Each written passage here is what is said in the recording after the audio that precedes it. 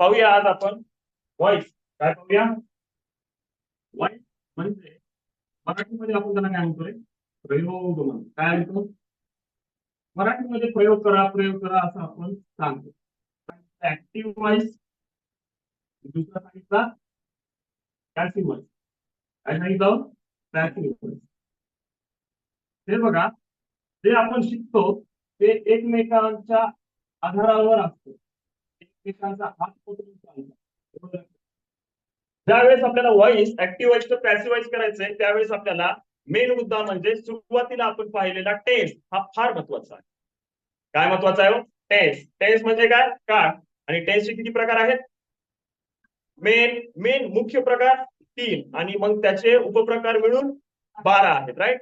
तर या 12 पैकी जवळपास 8 टेस्टच फक्त काय होतं? व्हॉइस होतं. आणि आपल्याला प्रत्येक काळानुरूप काय करायचंय? ऍक्टिव्ह व्हॉइसचं पॅसिव्ह व्हॉइस कसं करायचं ते पाहायचं.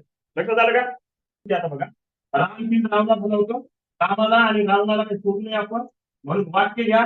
रामचीज रामचीज रावणा. Full stop. इथं येतं आलं तर change the voice. Change the voice किंवा याला अशा पद्धतीने लिहू शकतात. कसं? Beginning with right the sentence beginning with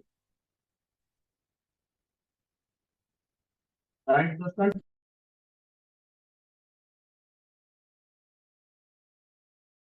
Bhavana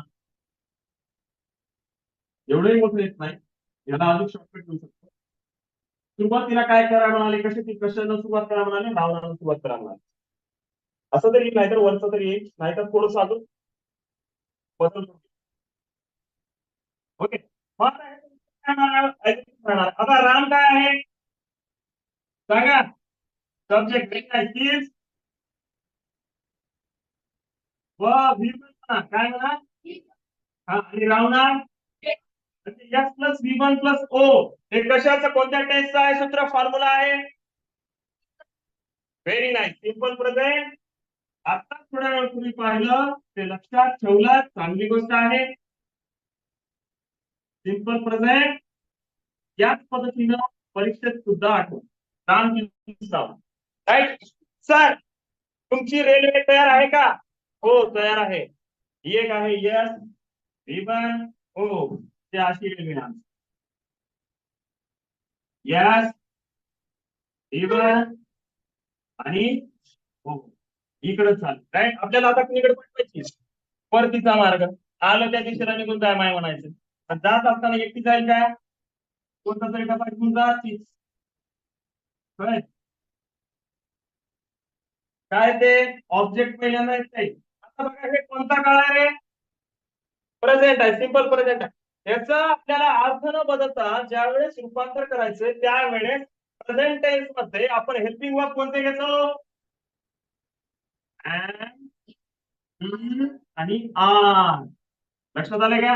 add is R. म्हणजे डबा एक दुसऱ्या ऍड इज किंवा लक्षात ठेवा. हा, काढू नका, बसून जाऊ. आणि काय झालं? त्यानंतर इथं V1 होता. एक लक्षात ठेवा, आपलं ज्यावेळेस ऍक्टिव्ह व्हॉइस पॅसिव्ह व्हॉइस करायचंय त्यावेळेस त्या मेन वर्बचा कोणताही फॉर्म असेल तर त्याला डायरेक्ट कोणत्यामध्ये पाठवायचे? त्याला डायरेक्ट V3 करायचं. केव्हा? जेव्हा ऍक्टिव्ह व्हॉइस पॅसिव्ह व्हॉइस करते वेळेस. मग आता V1 चं काय होईल? V3. त्यानंतर सर आता एकच राहिले की subject by. Yes, by by करत सब्जेक्ट येणार पाहिजे नाही. मग आता काय ऑब्जेक्ट कोण आहे? पहिल्यांदा रावणा. आता रावणा सोबत काय येईल का? एम काय येईना? एम कोणासोबत येते? फक्त आय सोबत येते. स्वतःसाठी येते ते. एमचा एकमेव मित्र आय असतो. ओके. रावणा यार कोणासोबत येते? अनेक वचनासोबत. बरोबर आहे. म्हणजे अनेक वचनी नाऊन असेल तर. हा, आता इथं रावणा एकटा आहे म्हणून ही रावणा ही V3 का V1 का इथं किल्स आहे. या कीलचं V2 कील, V3 कील, V4 व्हेरी नाईस कील. What is V आणि V5 आहे तुमचं ऑलरेडी आहे. त्यालाच V1 म्हणायचं.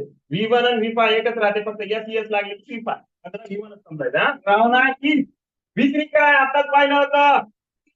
काय आहे इथं?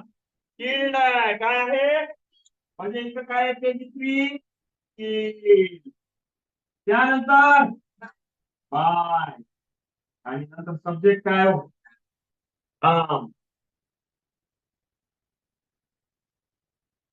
राम ना इज कील्ड बाय कोणता का? Simple present tense. लक्षात आलं का? काही कळालं का? किती जणांना कळालं? Very nice very nice. बरेच जणांना कळालं. छान छान. मला सांगता यायलंय, तुम्हाला समजायलंय. हा ओके. वाईस आलं की रेल्वे आठवायची. काय आठवायची?